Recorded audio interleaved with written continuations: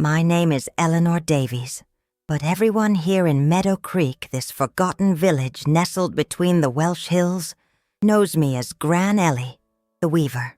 I carry 79 years on my back, my fingers gnarled with arthritis from so much handling thread and needles in my small workshop, and a memory sharper than the shears I use to cut fabric. Anyone who sees me today sitting in my rocking chair on the porch of my colorful cottage, handing out homemade sweets to the neighbors' grandchildren, would never imagine the story of pain and overcoming I've carried inside me for nearly 70 years. I was born in 1946 in a poorly built wooden cottage on Thornlea Farm, a place so isolated that when heavy rains fell, we'd be stuck for days, with the stream overflowing and sweeping away everything in its path. It was a simple cottage, with a packed earth floor, a wood-burning stove always lit, and a spring of crystal-clear water running at the back of the property. We didn't have much, but my father, Arthur, always used to say, as long as we've got beans in the pot and a roof over our heads, we're rich enough. Dad worked cutting gorse on the moorland, leaving before sunrise with his billhook at his waist and a straw hat on his head, returning only after dark, carrying on his back the gorse he sold to the middleman. It was hard and dangerous work, facing adders, wildcats, and inspections, as he didn't always have permission to cut gorse on Crown land. But he was honest in his own way, always bringing food to the table and never letting me or my brother, William, who was 8 years older than me, go without the essentials. "Look what I brought you, Eleanor." He'd sometimes arrive with a colorful ribbon for my hair or a piece of sweets wrapped in tissue paper. Small joys that made my eyes sparkle in that simple childhood. My mother, Sarah, worked as a seamstress. At first, she only served the neighbors, mending a patch here, adjusting a dress there. But she became known for her skill and soon started receiving orders even from people in the town. That's when the opportunity arose to work in a sewing workshop in Chester, a nearby town that was almost a 2-day journey on the dirt tracks of that time. She hesitated at first. She didn't want to leave us alone, but the pay was 3 times what she earned sewing at home. "It's only for a while," she'd tell us as she packed her bundle of clothes for the trip. "Soon I'll save up a good bit of money and come back to stay with you, and maybe I'll even be able to buy a new sewing machine." In the beginning, she came back every week, spending almost the whole Sunday traveling, just to spend a few hours with us. Then the visits became less frequent, every 2 weeks, then once a month. The roads were very bad, the journey exhausting, and there was always more work to be done at the workshop, more money to be earned. With my mother's absence, the house became different. My father, who was already quiet by nature, became more withdrawn, sadder. My brother William, who had been a bit rebellious since he turned 16, became unbearable. The arguments between the two, which used to be rare, became routine. "I need money, Dad," William would ask almost every day. "I want to get out of this backwater, go to London. Everyone's going to the capital. Only we're left here rotting in this hole. And what will you do there, lad? Starve? Become a criminal? Here at least you have a roof and food." My father always replied with the same firmness. "Food? This slop we eat? Watery beans and flatbreads every day? And this roof that leaks when it rains? How long are you going to accept living in this misery, old man?" My brother's words were like daggers that deeply wounded my father's heart. I saw in his eyes the pain of not being able to give his children a better life, the shame of being called a failure by his own flesh and blood. I, at 10 years old at the time, didn't quite understand all of William's rebellion. For me, our life was simple, but it wasn't bad. We had food, we had each other, and I could still go to the village school 3 times a week when I wasn't helping at home. If you're following me this far, I'd like to ask you to leave a comment saying where you're watching this from. It warms my heart to know that there are people from all over the country hearing my story after so long. And if you could leave a like, it helps a lot so that this channel reaches more people who might need to hear that it's possible to survive even the worst nightmares. The arguments got worse over time. My brother started leaving the house, staying away for days without news. He always came back smelling of whiskey, sometimes with money we didn't know where it came from. New clothes, a watch, even a battery-powered radio appeared one day. My father was suspicious, he'd ask, and there were more arguments. "Where did you get that? William, are you stealing?" "None of your business, old man. At least I'm making my way, not like you, accepting this life of misery."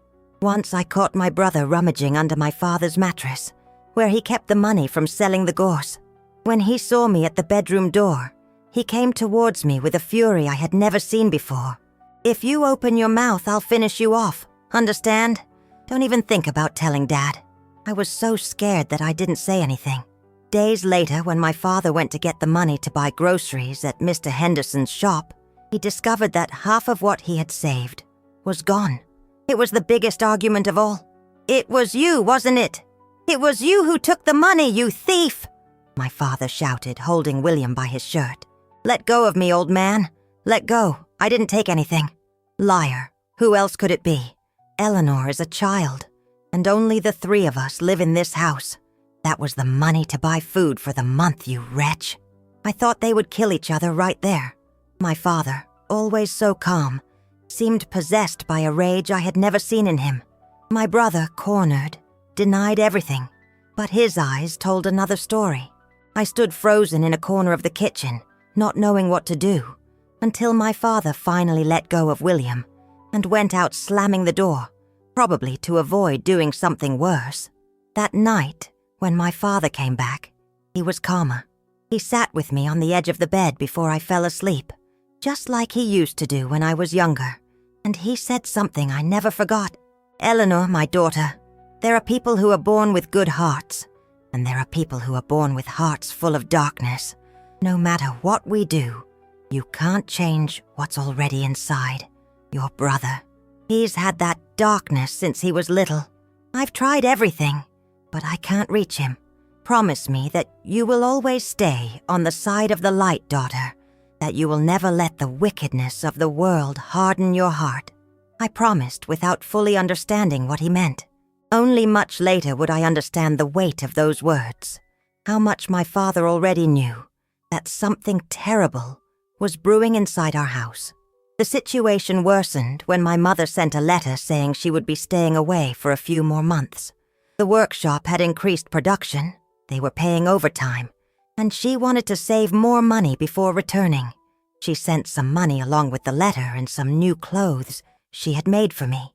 My father was devastated, but he didn't show it. He just put the money under the mattress with the rest of his savings and continued his routine.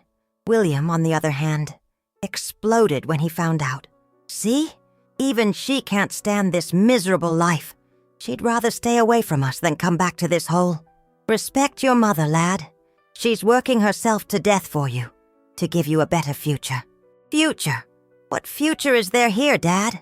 Tell me, am I going to end up like you, carrying gorse on my back until my body can't take it anymore? Living in a hovel that doesn't even have a toilet inside?" The fight was so bad that William disappeared for almost a week. When he came back, he was different. Calmer, almost kind. He even helped my father with some chores around the house, fixed the leaky roof, things he never did before. My father was suspicious of this sudden change, but preferred to believe that perhaps his son was finally maturing. "See, Eleanor, people can change," he told me one night as we ate rice and beans with a pumpkin he had grown in the garden. "Your brother is showing he can be different." Little did he know that this calm was just the calm before the biggest storm our family would face. William hadn't changed. He was just waiting for the right moment, like those wildcats my father said would lie quietly in the woods, watching their prey, choosing the exact moment to attack, and the attack, when it came, forever destroyed the girl I was. The girl who still believed that the world could be a good place, that people could change, that tomorrow would be better than today. All that died on a night of heavy rain, when the thunder drowned out my father's screams, and his blood forever stained the earth floor of our kitchen. But this part of the story, my dears, is something no human being would ever imagine possible. If you've come this far with me, take my wrinkled hand, and I will lead you through the darkest corners of my memory, those that I tried to forget for so many years, but that are still here, etched in my soul, like scars that even time cannot erase. It had been 3 days since my mother had written to say she would only return after another month.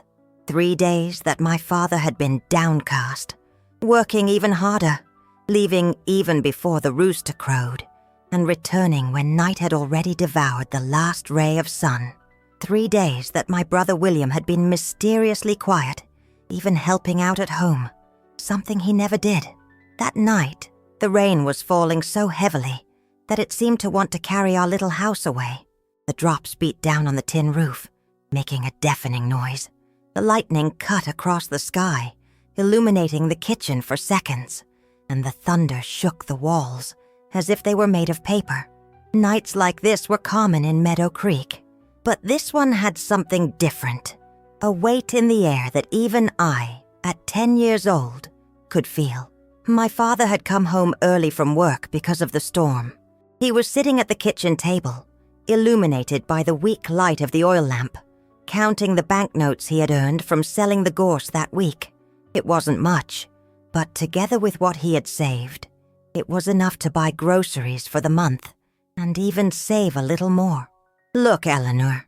He showed me some coins, placing them in my small hand. "This is for you, to buy that new notebook you needed for school." I smiled, feeling the cold metal in the palm of my hand, thinking about the hardback notebook I had seen at Mr. Henderson's shop. It was so beautiful, with a drawing of flowers on the cover. It would be the first new notebook I would ever have, not one of those reused ones that the teacher got for the poorer children. It was at that moment that William entered the kitchen.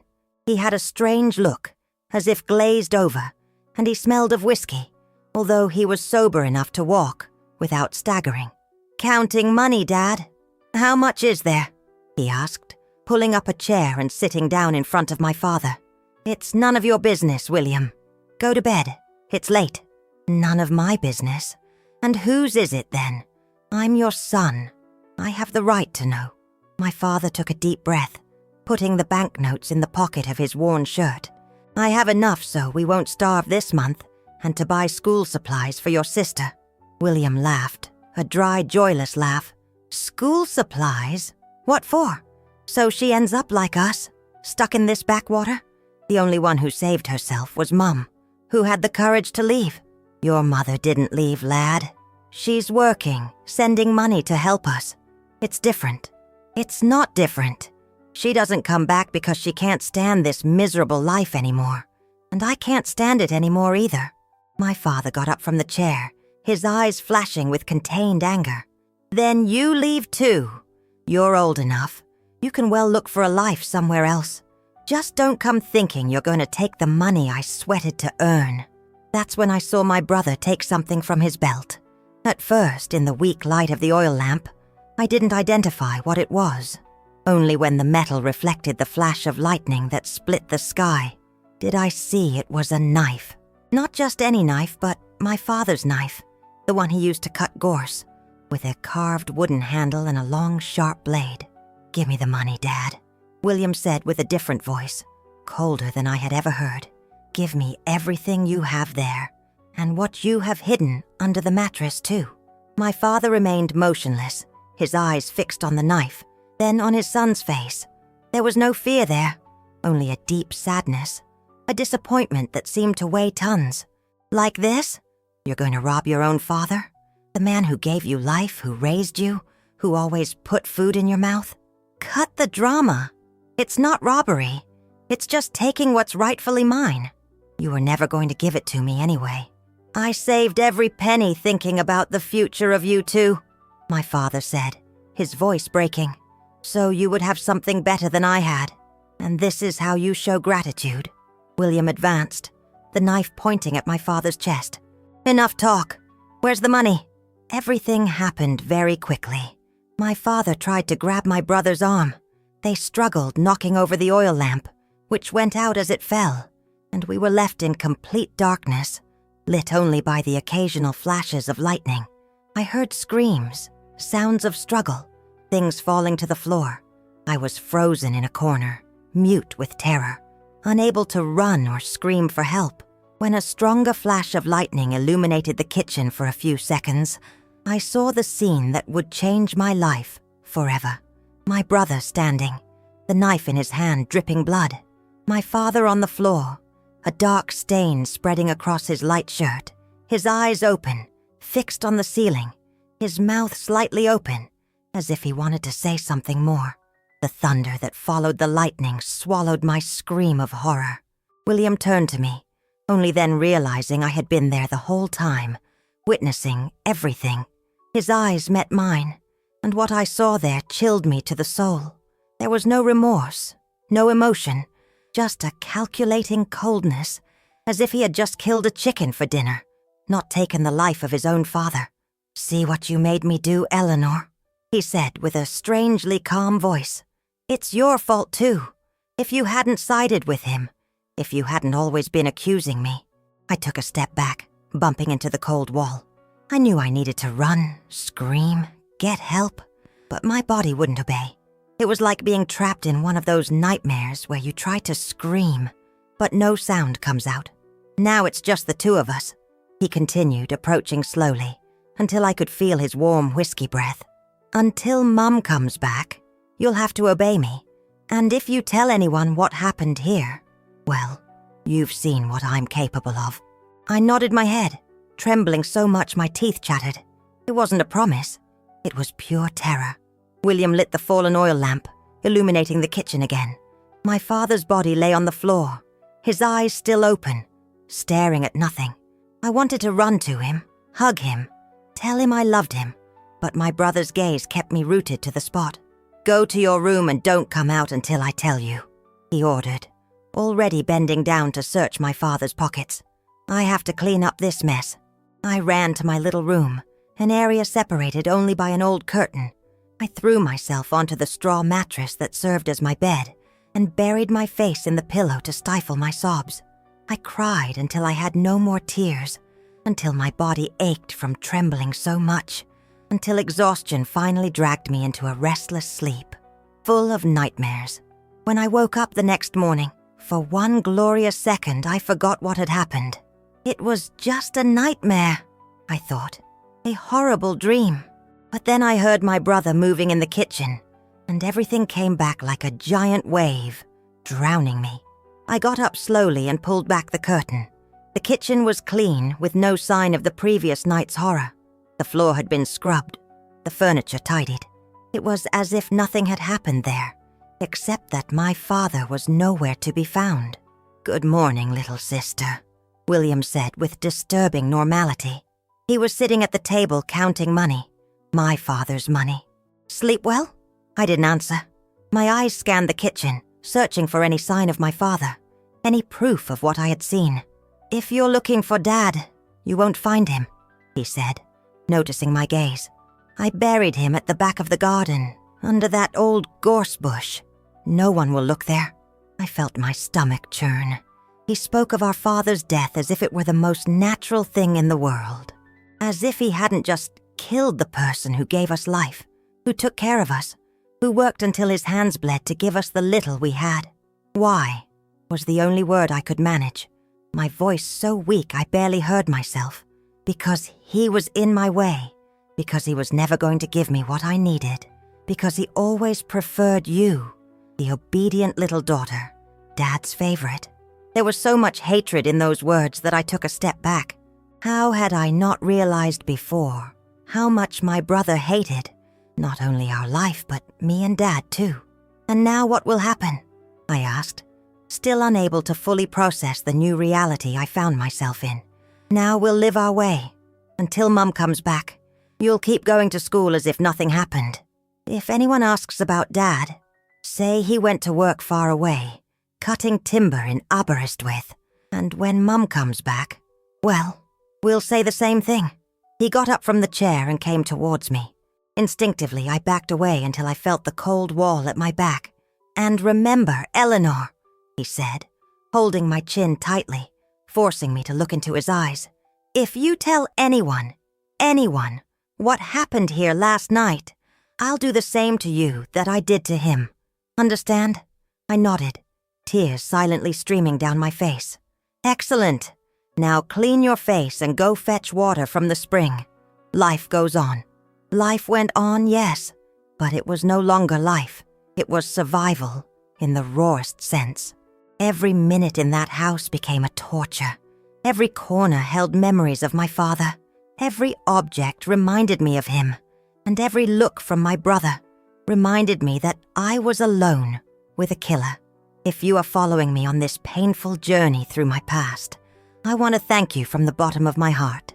Sharing this story after so many years still hurts, but it also relieves an enormous weight. Each one of your comments gives me strength to continue, and if you can leave your like, it helps this channel reach more people who might need to hear that. Even in the darkest moments, it is still possible to find a way back to the light. In the days that followed, I tried to maintain an appearance of normality. I went to school, came back, did the housework. When the neighbors asked about my father, I repeated the lie William had created. He went to work at a timber cutting site in Aberystwyth. He'll be away for a few months. Inside, I was dying little by little. At night, lying on my straw mattress, I cried silently, clutching my father's old shirt that I had hidden under my pillow. During the day, I avoided being near my brother as much as possible. But in a small house like ours, it was almost impossible. William started drinking more, spending more time at home. He used my father's money to buy whiskey, to gamble on the village's dogfights. Sometimes he came back bringing strange gifts for me, a ribbon for my hair, a small mirror, things I didn't even want to touch, knowing where the money to buy them came from. As the days passed, I noticed that his gaze towards me was changing. It was no longer just a look of threat, of control.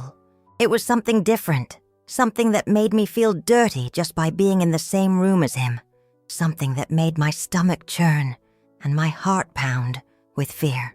A part of me knew what was coming, and that part was already thinking about how I could defend myself when the time came, because I knew, deep in my soul, that the worst was yet to come.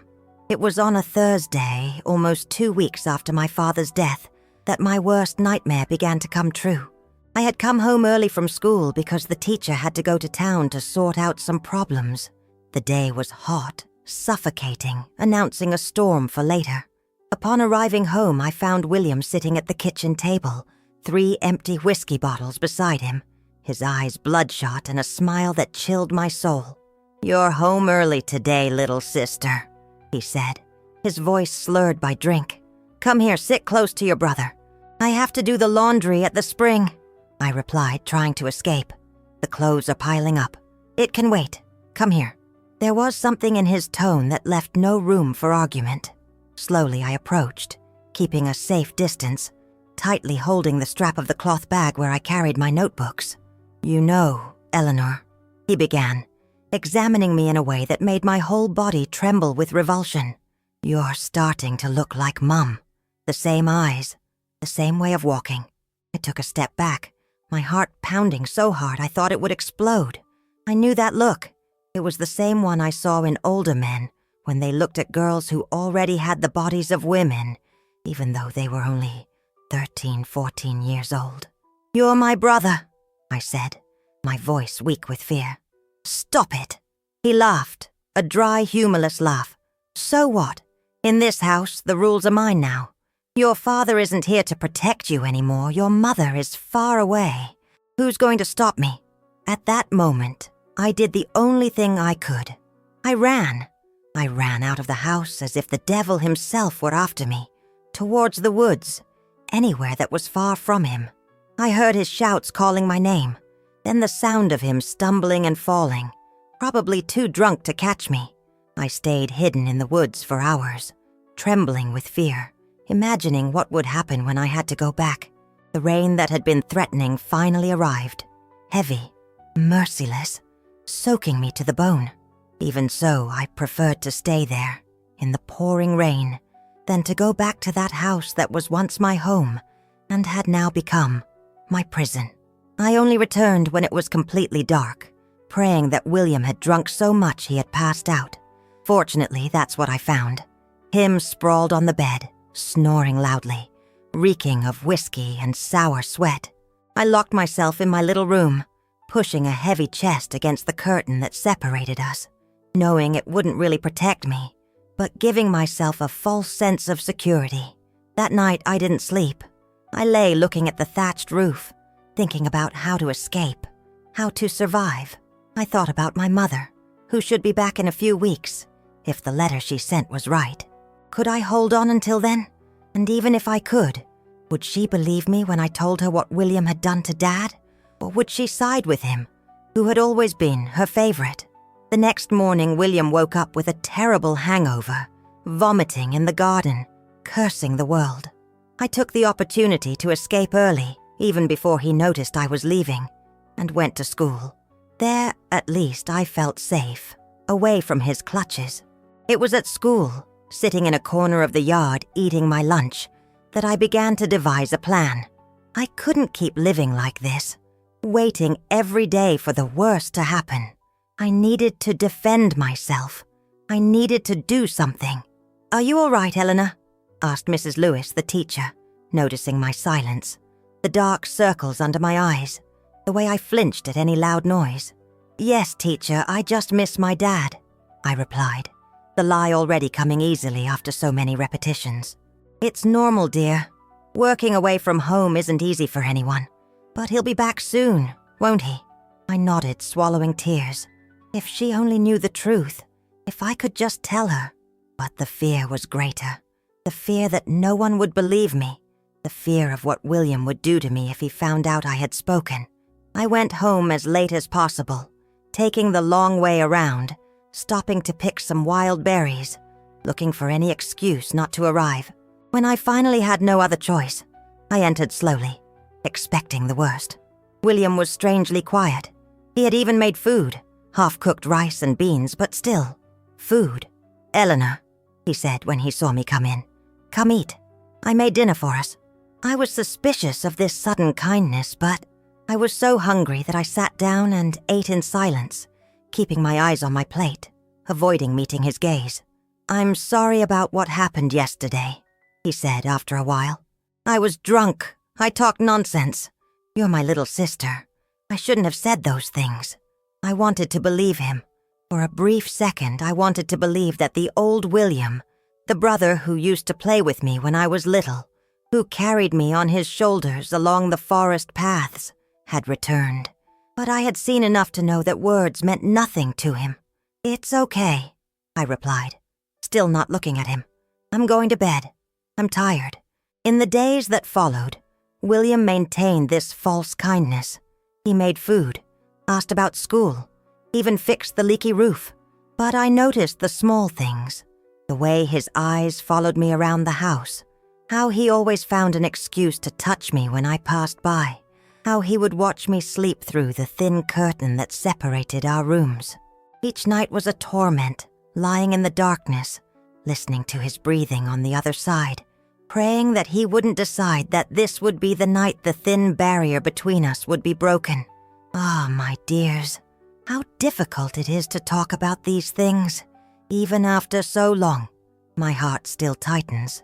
My hands still tremble at the memory. But I have to tell. I have to get this poison out that has been stored inside me for decades. It was on a Saturday night that the inevitable happened. William had been out during the day, came back late smelling of whiskey, as always. I was already in bed, pretending to be asleep, when I heard him pull back the curtain to my room.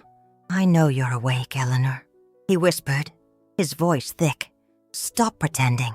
I lay motionless, my heart pounding so hard, I was sure he could hear it. I felt his weight sink the mattress as he sat beside me. "You've been avoiding me, little sister. Why? It's just the two of us now. We have to look after each other." His heavy hand touched my arm, and it was as if I had received an electric shock. My whole body reacted with revulsion. "Leave me alone, William," I said with a trembling voice, moving away as much as I could. "Don't be like that," he insisted, his hand now gripping my arm tightly. "I take care of you. I give you food. I give you shelter. Is this how you show gratitude? Please," I begged, tears already flowing. "I'm your sister. This is wrong." His hands moved up to my neck, squeezing lightly, a clear thread. "What's wrong is you being born and stealing all of Dad's and Mum's attention. What's wrong is you always being the favorite, the protected one. Now it's my turn to have what I want." That's when something burst inside me. The paralyzing fear I felt gave way to an immense anger, a fury I had never experienced before. In the darkness, my hand fumbled around and found the old scissors I used for cutting scraps. In a quick movement, I aimed for his arm and plunged them in with all my strength. The scream William let out must have woken up the owls in the woods. He jumped back, clutching his bleeding arm. "You wretch! I'll kill you for this!" I took the opportunity and ran. I ran out of the house, into the darkness of the night, into the woods, not caring about the thorns that tore at my bare feet, the branches that whipped my face. I ran until I was breathless, until my legs gave way, and I fell to my knees on the damp earth. I spent the whole night hidden in a small cave I had known since I was a child, trembling with cold and fear, wondering what I would do when morning came. I couldn't go back home, that was for sure. William would kill me after what I did. I couldn't go to the village. Everyone would ask questions I couldn't answer. I couldn't go to the police. In my child's mind, I believed I would be blamed for my father's death, since I hadn't done anything to stop it. It was there, in that dark cave, hungry and cold, that I made the most difficult decision of my life. I would run away, leave everything behind, and try to reach my mother in Chester. I had no idea how I would do it, but anything was better than going back to that house. When the sun rose, I left my hiding place and went to the main road, determined to head in the direction I thought was towards Chester. I walked all day, my feet bleeding, my stomach rumbling with hunger, stopping only to drink water from streams and eat some wild berries I recognized as safe. At the end of the day, exhausted, I took refuge in an abandoned shack in the middle of the woods. I was so tired that I fell asleep immediately, lying on the hard ground, using my arm as a pillow. I woke up to the sound of footsteps. My heart almost stopped when I saw the silhouette in the doorway. It was a man. For one terrifying second, I thought William had found me. But when he spoke, I realized it was a different voice. "Girl, what are you doing here alone?" It was Mr. Jenkins, an old goat herder who sometimes passed by our house to sell goats to my father. He recognized me immediately. "Eleanor, Rodrigo's daughter. What happened to you, child? You're all hurt." I wanted to tell him everything. About my father, about my brother, about the horror I had lived through in the past few weeks. But the words wouldn't come out. The fear still dominated me. "I got lost," was all I could manage. "I was looking for the way to Chester, where my mother is working." Mr. Jenkins looked at me suspiciously, but didn't ask any more questions. "You're going the wrong way, girl. Chester is that way. Come, I'll take you to the road that goes there. Carts carrying goods pass by. Maybe you can hitch a ride." I followed the old man in silence, grateful for the help, but still trembling with fear, constantly looking back, expecting to see William emerge from the woods at any moment. We reached the main road when the sun was already high. Mr. Jenkins left me there with a piece of bread he took from his own backpack. "Stay here, girl. Someone going to town will pass by soon. But are you sure you don't want to go back home? Your father must be worried." I swallowed hard, almost letting the truth slip out. "No, I can't go back. I need to find my mother." He nodded, still suspicious, but left me there and went on his way. I sat by the side of the road for hours, watching the scarce traffic, gathering courage to ask the first vehicle that passed for a ride. That's when I heard the sound of horse hooves approaching. I stood up, hopeful, imagining it might be someone I knew who could help me. But when the rider came closer, my blood ran cold. Mounted on a bay horse, with a makeshift bandage on his arm and his eyes bloodshot with hatred, was William. "I found you, little sister." he said, dismounting and coming towards me. "Did you really think you could run away from me? You who are listening to me now, imagine the terror I felt at that moment. I was exhausted, hurt, with no strength to run again. William pulled me violently by the arm, dragging me towards the horse. "Let's go home. We have unfinished business, you and I." That's when I realized this might be my last chance. If I went back home with him, I probably wouldn't live to tell the tale. In that desperate instant, I made a decision that would change the course of my life forever. William's words still echoed in my head as he dragged me towards the horse. My legs were trembling. My heart felt like it was going to jump out of my mouth. At that instant, something inside me awakened, a strength I didn't know I had, born of the purest despair. As he turned to mount the horse, still holding my arm, my free hand found a large stone on the ground. Without thinking twice, I lifted it and struck him on the head with all my strength. The sound was horrific, like a green coconut cracking.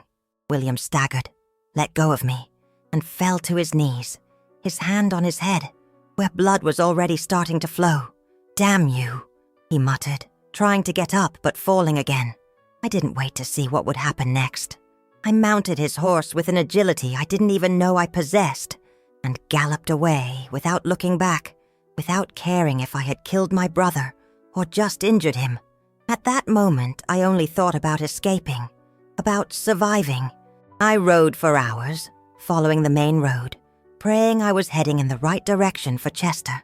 The horse, a docile animal, used to William, obeyed my basic commands. When night fell, I stopped in a small clearing away from the road. I was afraid to continue in the darkness, to get lost, and I also needed to rest. I tied the horse to a tree, gave him water from a nearby stream, and huddled under a large tree, trembling with cold and fear. I couldn't sleep. Every noise from the woods scared me. Every shadow seemed to be William coming to get me. And more than the fear of him, the doubt tormented me. Had I killed my own brother? Was I now a killer, just like him? When the first ray of sun pierced the leaves of the trees, I got up, sore, and mounted again. I had to continue. I had to find my mother before William found me, if he was even still alive. Around midday, I spotted the first houses of a village I didn't know. I stopped at a shop and asked the owner, a fat man with a thick mustache, if I was on the right road for Chester. "Yes, girl. Follow this road for about another 15 miles, and you'll get there.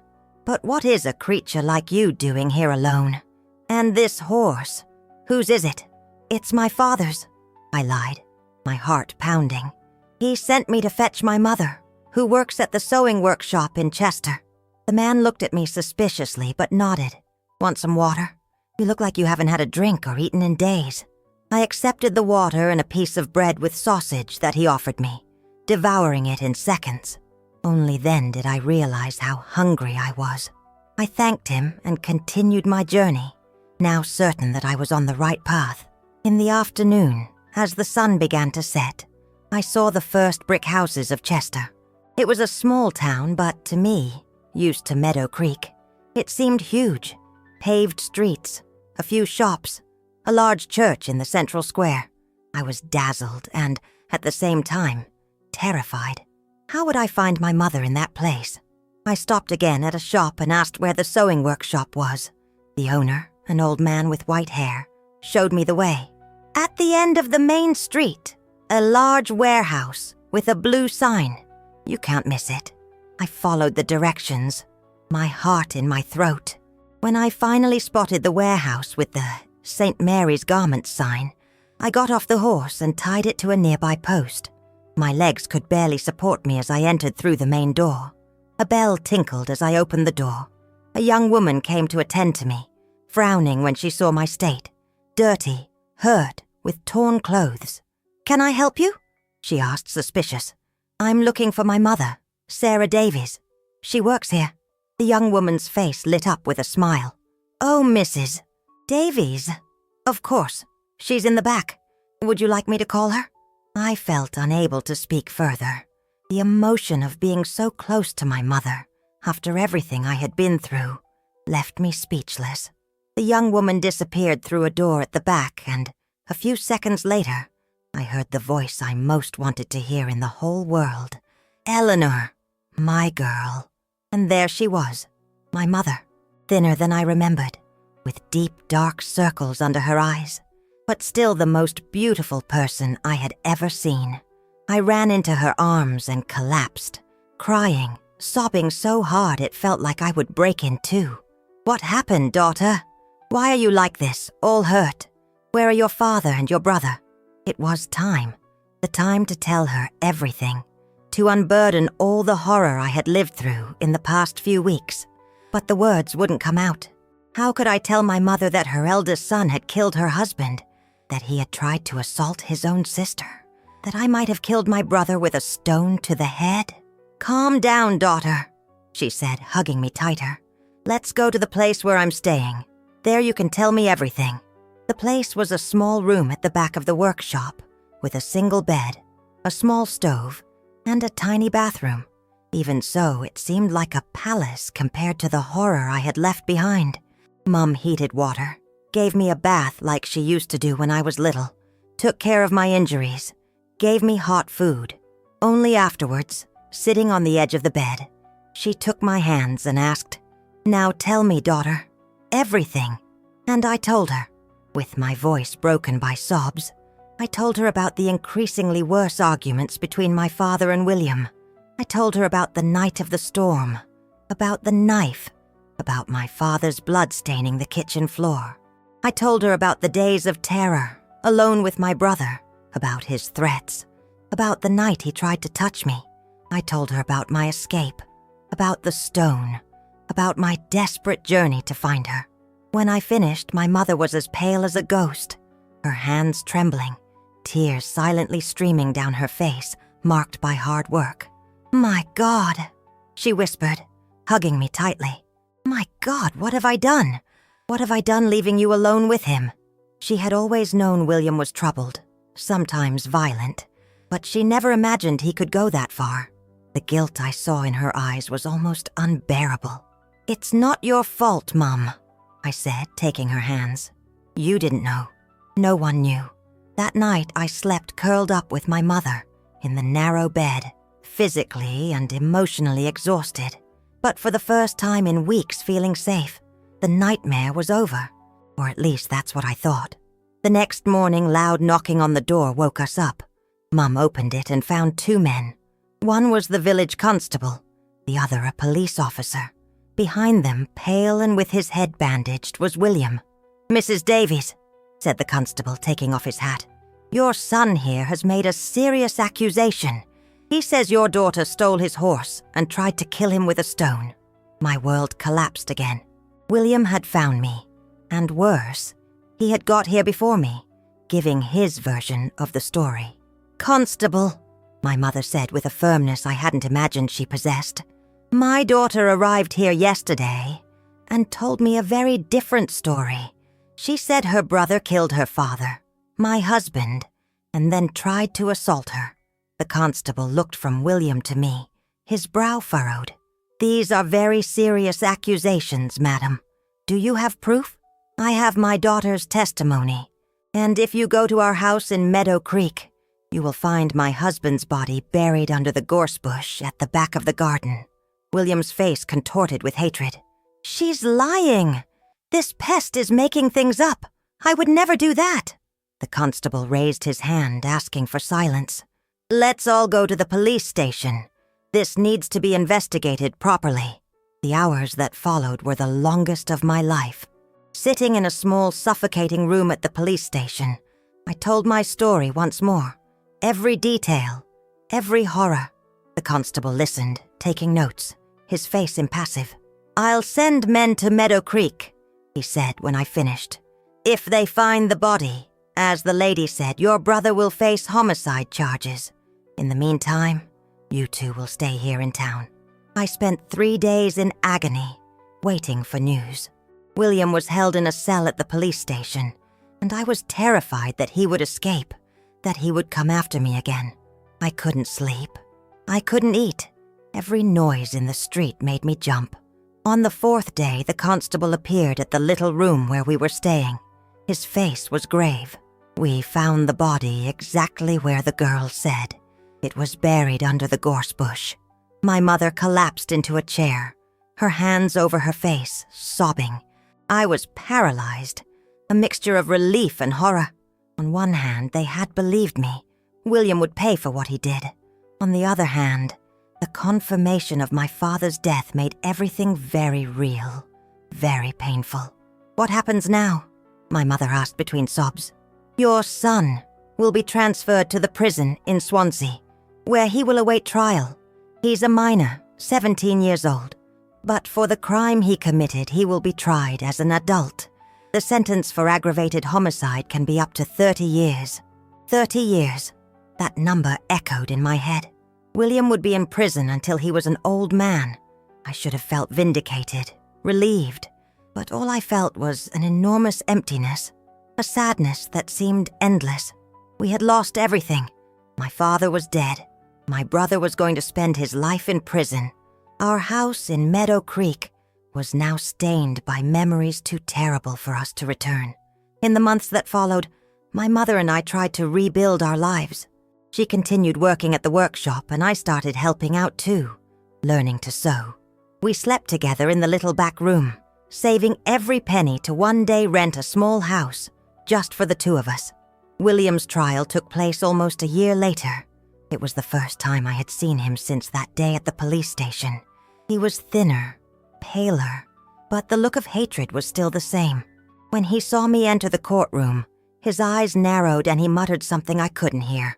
But I could read his lips. "I'll get you someday." Those words chilled me to the soul. Even with him handcuffed, surrounded by police officers, even knowing he would be convicted, the fear I felt was almost paralyzing. That's when I understood I would never truly be safe as long as he was alive. And it was at that moment, sitting on the hard bench of that courtroom, that I began to plan my true revenge. It wasn't enough that he was imprisoned. It wasn't enough that he paid for his crimes in jail. I wanted him to suffer as he made me suffer. I wanted him to feel the same fear, the same helplessness, the same despair. On the night after the trial, where William was sentenced to 25 years in prison, I returned to our little room and began to plot my plan. It was a long plan, one that would require patience, determination, and a kind of coldness I didn't even know I possessed. First, I needed to become financially independent. I started working more hours at the workshop, learning all the secrets of sewing. Then I started doing extra work at night, sewing custom-made clothes for the wealthy ladies of the town. My natural talent with needle and thread soon made me known, and in a few years, at 19, I had already saved enough money to rent a small house for me and my mother. At 21, I opened my own sewing workshop, a tiny space in the town center. At 23, I already had 3 employees working for me. At 25, I bought my first own house, a 2-story building with a porch, something I never imagined owning. All this time, I didn't stop tracking William's whereabouts. Every 6 months, I would go to Swansea and check if he was still in prison. I discovered he was a troublesome inmate, always getting into fights, always in solitary confinement. When I turned 28, I learned that William had been transferred to a maximum security prison in London after trying to kill another prisoner. That news should have made me happy. He was even further away, even more contained. But it only increased my determination. My plan was just beginning. If you are accompanying me on this dark journey, know that the worst, or the best, depending on your point of view, was yet to come. True revenge, the one I meticulously planned for years, would only come when William believed he was finally free, when he thought he had escaped his past, when he believed he could come back to terrorize me. Time passed, marking its relentless rhythm on my wrinkles, on my hair that was starting to show the first white strands. Mum fell ill, a lung disease that the doctors said was from the fabric dust she had breathed for years in the workshop. I took care of her until the end, seeing that strong woman slowly weaken, until one night, she simply didn't wake up. Her death left me empty for months. It was as if the last link to my previous life had been broken. Only William remained, and my plan of revenge, which had become the reason for my existence. It was when I turned 36 that I received the news I both feared, and at the same time, awaited with a morbid anxiety.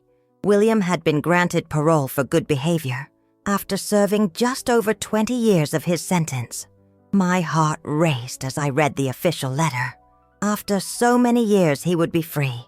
Free to return. Free to fulfill the silent promise he had made in the courtroom so many years ago. But I was no longer that scared 10-year-old girl.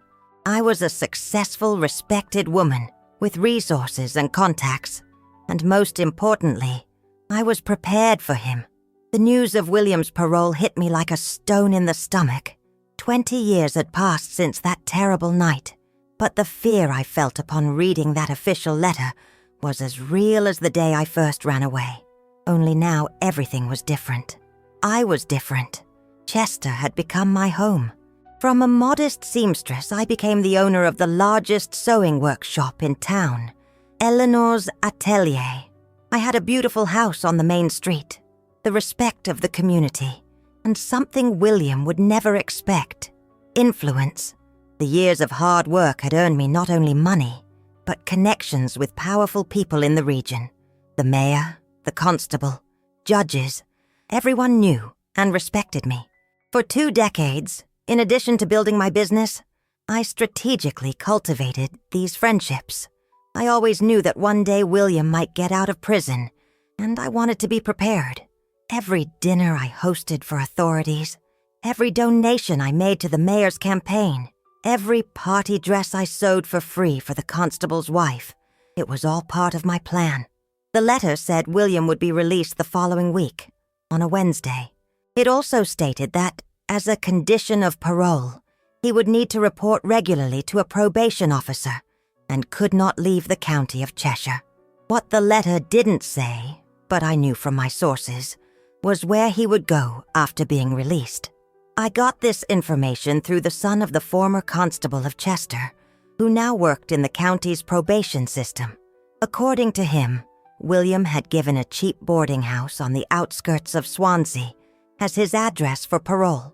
It seemed he had made some contacts during his years in prison, people who promised to help him when he got out. I imagined 1,000 different scenarios. William could simply start a new life far from here, forget the past, never look for me again. But I knew my brother. Hatred was the only thing that sustained him, the only emotion he truly understood. He would come after me, sooner or later. On the night before his release, I couldn't sleep. I walked around the house, checking the locks on doors and windows, even though I knew he wouldn't appear so quickly. I had installed a state-of-the-art alarm system, but even so, the fear was stronger than reason. A week passed with no news. Then 2. I almost started to believe that maybe, just maybe, he had decided to leave me in peace. That's when I received the first sign, a letter with no return address. Inside, just a sheet of paper with 5 words, written in a crooked hand. I haven't forgotten my promise. My blood ran cold. He knew where I lived. He had found me even after so many years, even though I had changed so much. I took the letter to the constable, a man named David, who had become my friend over the years. "Eleanor, this is serious," he said after reading the threat. "I'll assign a patrol to pass by your house regularly, and we'll check his parole conditions.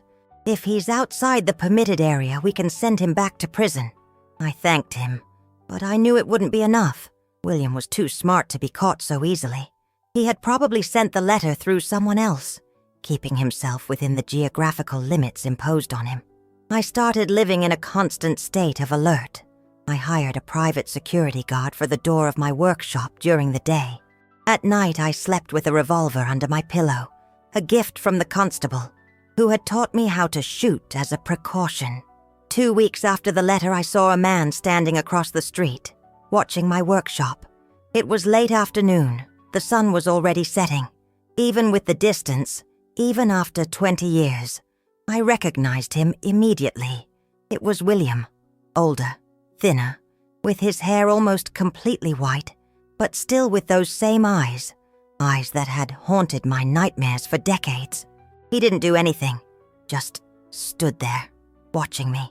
When he realized I had seen him, he smiled, a cold, calculating smile that reminded me of the night he killed our father.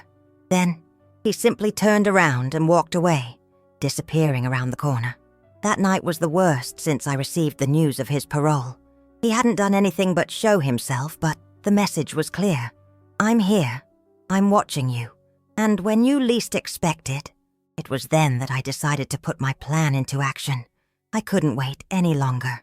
I couldn't live with this constant terror. If he wanted to terrorize me, to show his power over me, I would show him that I was no longer that helpless girl from before. Using my contacts, I found out where he was staying. A cheap boarding house on the outskirts of town, not in Swansea as he had told the authorities. He was already violating his parole just by being there, but I didn't want to simply report him and send him back to prison. I wanted more. I wanted him to feel on his own skin the same fear I had felt all those years. My revenge began subtly. First, I had him evicted from the boarding house. A conversation with the owner, a reminder about the new lodger's criminal record, a casual mention of the health inspections the council had been doing in establishments of that type. The next day, William was on the street with his few belongings in an old backpack. Then, I made it difficult for him to find work in town. A word here, a comment there, and soon all the businesses knew he had been convicted of murder and attempted assault. No one wanted to hire someone like that, especially in a small town like Chester. Homeless, jobless, William began to despair. I watched him from a distance, seeing him deteriorate, sleeping on park benches, begging for food at the doors of cafes. It seemed fair. He took everything from me. Now I was taking everything from him. But it wasn't enough. I wanted him to know that I was behind all this. I wanted to see the fear in his eyes when he realized that the roles were reversed, that now I had the power. One night, when I saw him sleeping on a park bench in the central square, I approached. 20 years older, well-dressed, hair neatly styled. I no longer looked like that scared little girl. Even so, he recognized me immediately when he opened his eyes. "Little sister," he said in a hoarse voice, "you finally came to visit." "I came to see what was left of you," I replied, keeping a safe distance. "Are you enjoying your new life?" He laughed, a dry, humorless laugh. "It's temporary. I'll find a way to get back on my feet soon, and then what? You'll try to scare me again? You'll try to hurt me, like you tried that night? Who knows?" He replied with that cold smile I knew so well. Life takes many turns, doesn't it? It was then that I realized my original plan wasn't enough. Even reduced to that miserable state, William showed no fear. On the contrary, he still seemed to believe he had some power over me, that he could threaten me. I needed to go further, much further. In the following days, I intensified my revenge. I had him expelled even from the places where homeless people usually sought shelter. I made sure no one offered him food or help. Little by little, he was pushed to the outskirts of town, to the most isolated and dangerous places. A week after our encounter in the square, I received a call from Constable David. "Eleanor, I need you to come to the station. It's about your brother." My heart pounded. Had William done something? Hurt someone? Or worse, had he discovered my involvement in his misfortune and reported me? When I arrived at the station, the constable was serious, his face grim. "We found your brother this morning, by the riverbank. He didn't make it." The words took a while to make sense in my head. William dead? How? Why? What had happened? From what we could gather, the constable continued, he got involved with dangerous people, the kind you don't want to owe money to. We found him with signs of severe beating. The medical examiner says he likely died of internal bleeding. A wave of contradictory emotions washed over me. Relief at knowing I would never have to fear him again. Guilt for having indirectly contributed to that end. But, above all, A sense of justice finally served. The cycle was complete. "We need you to make a formal identification and take care of the burial," the constable continued. "I know you didn't have a good relationship considering what he did to your father, but I'll do what's necessary," I replied, interrupting him. "He was my brother, despite everything." That same day, I saw William's body for the last time, stretched out on the cold table of the morgue. He looked smaller, more fragile than he had ever seemed in life. The signs of violence were evident. His face swollen and bruised, deep cuts, broken bones. Part of me wanted to feel pity, to feel sadness, but all I could feel was a strange peace. I arranged a simple burial without a religious ceremony. Only I and the gravedigger were present when the cheap coffin was lowered into the ground. I didn't cry. I didn't pray. I just stood there watching, feeling the weight of the years slowly dissolving, as if an invisible chain that bound me to the past had finally broken. When I returned home that night, I sat on the porch and looked at the stars, thinking about everything that had happened, about how that scared 10-year-old girl had become the woman I was today, about how fear had been my companion for so long that I almost didn't recognize the feeling of finally being free from it. "Dad," I whispered to the starry sky, "it's over. It's finally over." In the months that followed, I was surprised by what I felt. There wasn't the euphoria I imagined I would feel when William finally left my life. Instead, there was a quietness, an acceptance, as if a very long and painful chapter had finally come to an end, allowing a new one to begin. I went back to focusing on my business, which I had neglected a little during those turbulent weeks. I started participating more in community life, opening myself up more to people. I even started thinking about something I had never considered before, a family of my own. At 36, many would say it was late, but for me it was as if life was just beginning. It was at a church fete that I met Robert, a widower a few years older than me, with 2 grown-up children. He was a kind, calm man, completely different from the men I had known throughout my life.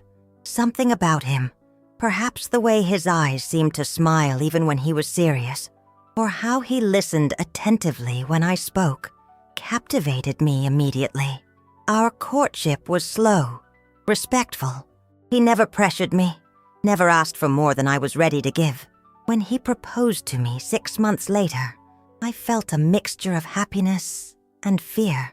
Was I ready to share my life with someone after everything I had been through? Would I be able to trust someone so much? But Robert was patient. "You don't have to answer now," he said. "Take all the time you need. I'll be here waiting." A month later, I accepted. The wedding was simple, just close friends and his family. I began a new phase of my life, slowly learning to be a wife, to be a stepmother, to be part of a family again. I never had biological children. The doctor said the physical and emotional traumas of my childhood had left irreversible damage in that sense. But Robert's children accepted me as part of the family, and in time, grandchildren came, filling our home with joy.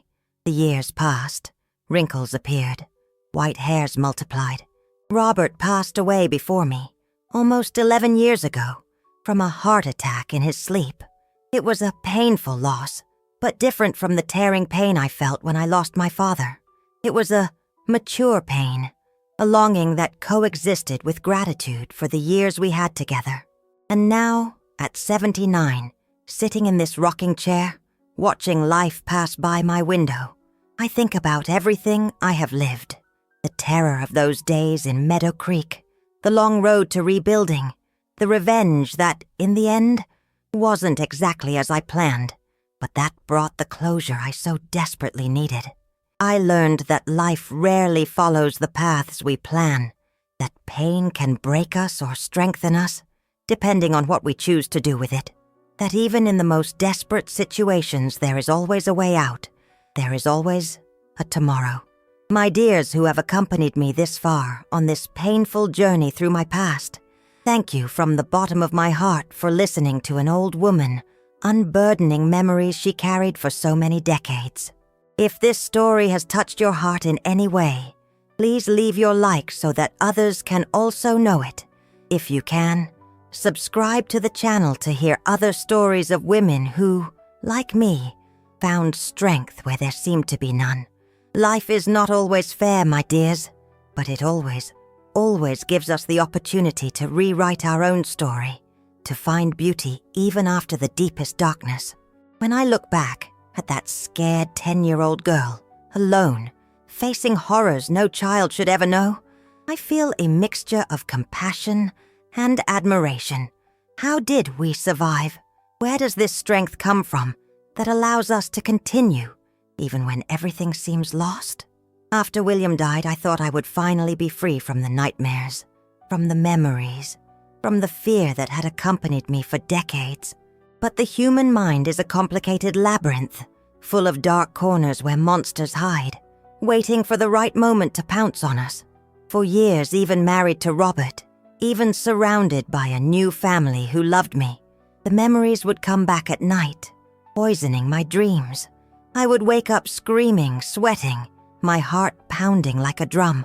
Robert, always patient, would hold me in silence until the internal storm passed. "Do you want to talk about it?" he would sometimes ask, when my breathing returned to normal.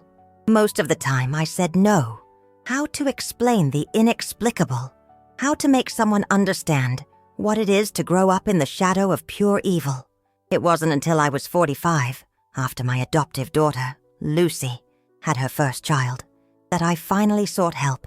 Seeing that newborn child, so pure, so innocent, awakened in me an overwhelming need to heal my own wounds, not to let the past continue to poison my present, my future. I found a psychologist, Dr. Green, in the next town. She was an older lady, with kind eyes and an infinite capacity to listen without judgment. For 3 years, every week, I made the hour-long journey to her office, where slowly, painfully, I unwrapped the layers of trauma, fear, and guilt I had carried for so long. "What your brother did wasn't your fault," she would often tell me. "You were a child. There was nothing you could do to stop it, nothing you could do to save your father." Rationally, I knew that, but deep down, in the most irrational part of my mind, the part that doesn't listen to logic, I still felt guilty. If I had been smarter, braver, stronger, maybe my father would still be alive. "And my revenge?" I asked one day, after detailing how I had planned and carried out William's downfall. "Doesn't that make me as bad as him?" Dr. Green was silent for a moment, considering. "You did what you felt was necessary to survive," she finally replied. "You didn't kill your brother. You didn't physically harm him. You just created an environment where he would have to face the consequences of his own actions and choices. What happened afterwards is beyond your responsibility." I don't know if I fully believed that at the time. Part of me still felt responsible for William's tragic end. Part of me even felt guilty for not feeling more guilty, for still thinking that, somehow, he deserved what happened. But in time, I understood what Dr. Green was trying to teach me. That true healing doesn't come from erasing the past or pretending it didn't happen. It comes from accepting that it happened, from understanding how it shaped us, and from consciously choosing what kind of person we want to be from now on. One of the most difficult lessons I learned was about forgiveness. Not forgiving William. I never truly managed to do that, and perhaps I never will. But forgiving myself. Forgiving the scared child who couldn't do more than she did.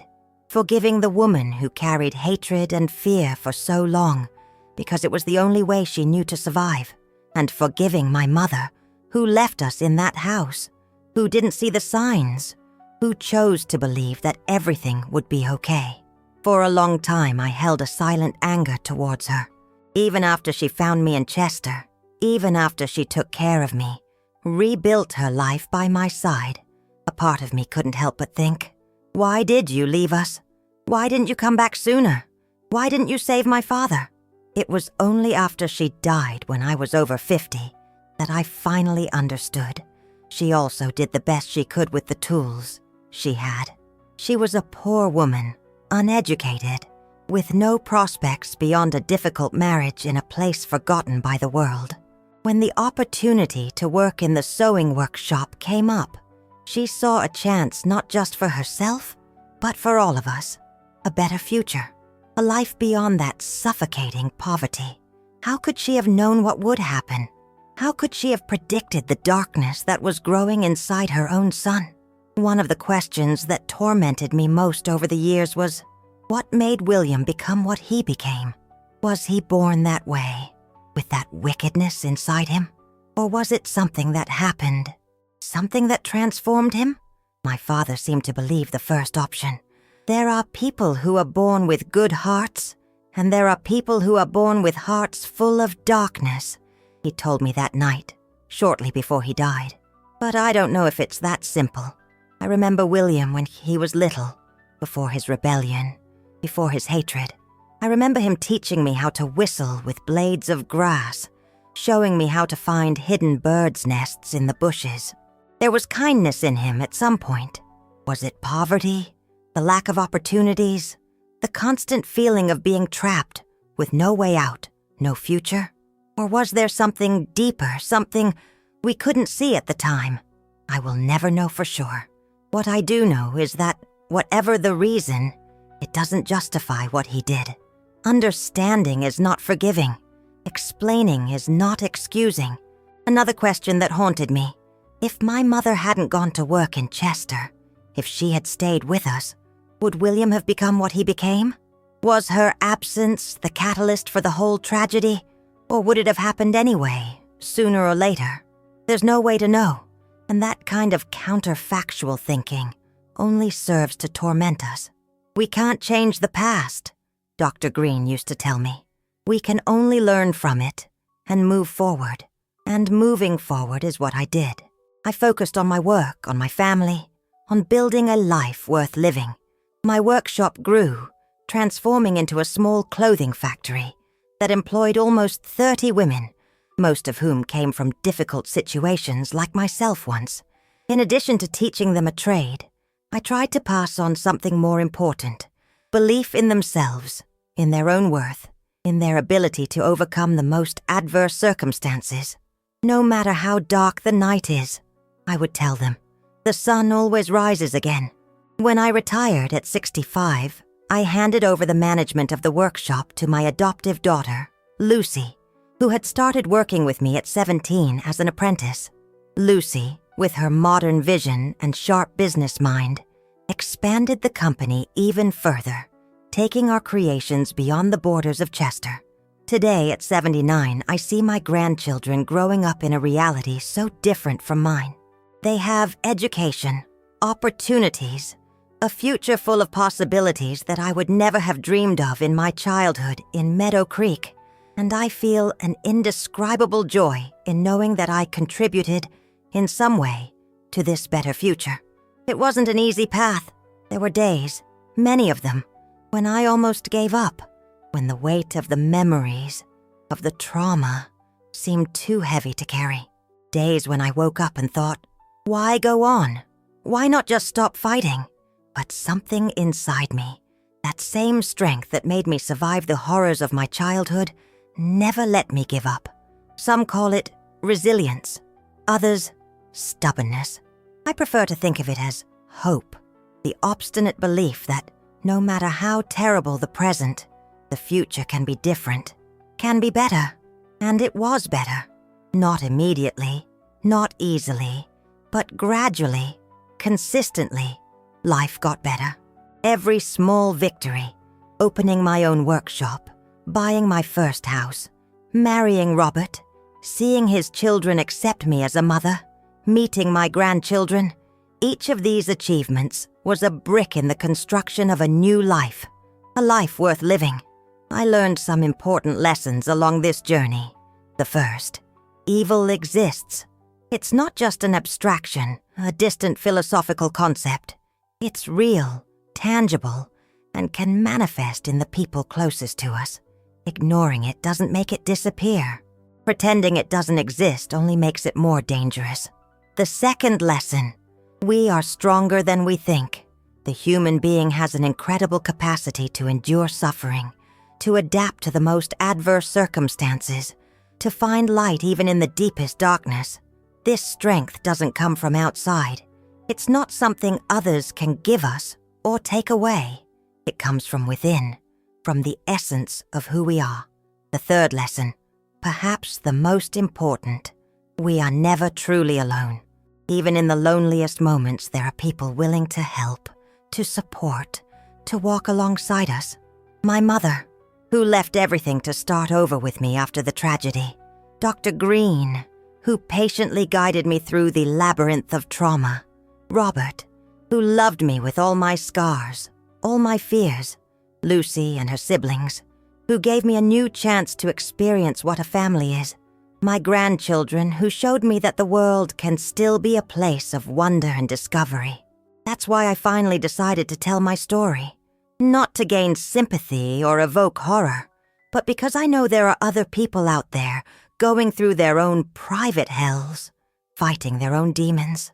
I want them to know they are not alone, that there is a way out of the darkness, even when it seems impossible to see it. The scar of what I lived through will always be with me. There's no way to erase it, no way to pretend it didn't happen. But scars are also marks of healing, of survival.